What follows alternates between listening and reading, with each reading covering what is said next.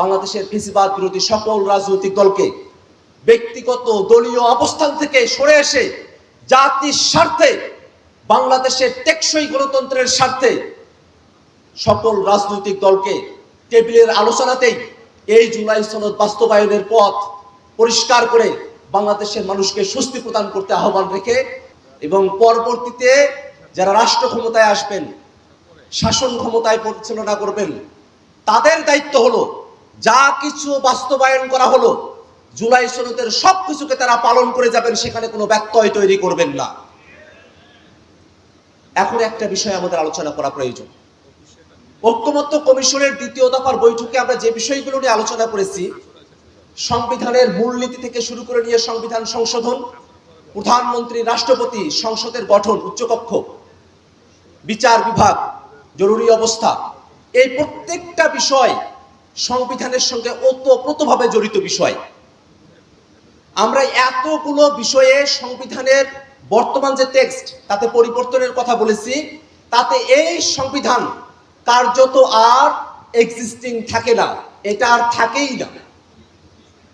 আপনারা যারা ঐক্যমত্য কমিশনের আলোচনাগুলো ফলো করেছেন তারা একটা জিনিস একটু করে দেখবেন, বিশেষত তাদের কথায় যারা শুধুমাত্র সংশোধনীর কথা বলেন, যে বিষয়গুলোতে সংশোধনী আনানোর কথা বলা হয়েছে এই বিষয়গুলোকে বর্তমান সংবিধানের সঙ্গে একটা মিক্সড ভার্সন আপনারা করে দেখেন যে এই সংবিধানের আর কতটুকু বহাল তবিয়তে থাকে।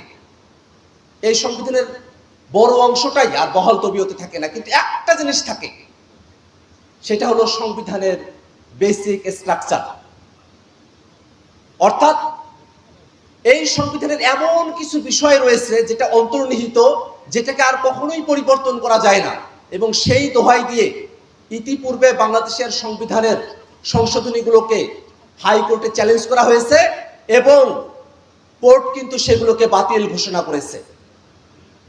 আমরা যে বিষয়গুলোতে নতুন বাংলাদেশের জন্য একমত হয়েছি সেই বিষয়গুলোকে যদি টেকসই করতে হয় তাহলে নতুন সংবিধানের বিকল্প নাই। বন্ধুগণ, এই কারণে জুলাই সনদ বাস্তবায়নের বিষয় নিয়ে যখন আমরা আলোচনা করি তখন আমাদেরকে ইতিহাস থেকে শিক্ষা নিতে হবে। এই অন্তর্বর্তীকালীন সরকার তাদের এক্সিট পয়েন্ট তাদেরকেই খুঁজে বের করতে হবে। তারা লিগ্যাল ফ্রেমওয়ার্ক অর্ডার এলএফও করার মধ্য দিয়ে নিজেরাও যেমন এক্সিট পয়েন্ট পাবেন, বাংলাদেশের মানুষেরা জুলাই সনদ বাস্তবায়নের আইনি ভিত্তি পাবে, গণপরিষদ নির্বাচনের মধ্য দিয়ে নতুন সংবিধান হবে, ফ্যাসিবাদী সংবিধান থেকে মানুষ মুক্তি পেয়ে গণতন্ত্রের পথে বাংলাদেশের উত্তরণ ঘটবে। এবং সে জায়গায় বাংলাদেশের ফ্যাসিবাদ বিরোধী সকল রাজনৈতিক দলকে ব্যক্তিগত দলীয় অবস্থান থেকে সরে এসে জাতির স্বার্থে, বাংলাদেশের টেকসই গণতন্ত্রের স্বার্থে সকল রাজনৈতিক দলকে টেবিলের আলোচনাতেই এই জুলাই সনদ বাস্তবায়নের পথ পরিষ্কার করে বাংলাদেশের মানুষকে স্বস্তি প্রদান করতে আহ্বান রেখে জুলাই ঘোষণাপত্র পাবলিশ করা হয়েছে। সেই জুলাই ঘোষণাপত্র যেহেতু সরকার নিজের মতো করে তাদের ভিতরে থেকেই এটা পাবলিশ করেছেন, আমরা আস্থা রেখেছি, কিন্তু জুলাই ঘোষণাপত্রের ব্যাপারে এমন একটা অপরিপূর্ণ ডকুমেন্ট আমরা পেয়েছি যেটা আমাদেরকে আর আশাব্যঞ্জক রাখতে পারে নাই। জেন্টলম্যান এগ্রিমেন্টের কথা বলা হয়, জুলাই ঘোষণাপত্র জেন্টলম্যান এগ্রিমেন্টের একটা উদাহরণ, যেখানে জেন্টলম্যানরা বসে গত 16 বছরে আমাদের আন্দোলনের যে ইতিহাস সেই ইতিহাসকে তারা সেখানে অন্তর্ভুক্ত করেন নাই।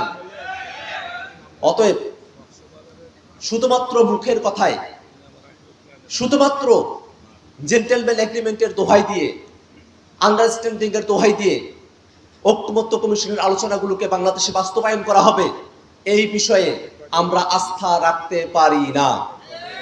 এবং তার থেকেও বড় কথা হলো এই অন্তর্বর্তীকালীন সরকার, তাদেরই দায়িত্ব হচ্ছে বাংলাদেশ আগে যে ফ্যাসিবাদী কায়দায় চলতো তার পরিবর্তে নতুন এক গণতান্ত্রিক ব্যবস্থা বাংলাদেশকে উপহার দেওয়া। আমি আমার বক্তব্য এখানে শেষ করছি। ইনকিলাব জিন্দাবাদ। আসসালামু আলাইকুম। সম্মানিত সুধীমণ্ডলী, আজকের এই জাতীয় সেমিনারে আমাদের সামনে এখন গুরুত্বপূর্ণ বক্তব্য রাখবেন ইসলামী আন্দোলন বাংলাদেশের সম্মানিত প্রেসিডিয়াম সদস্য, আমাদের অত্যন্ত শ্রদ্ধাভাজন বিশেষ অতিথি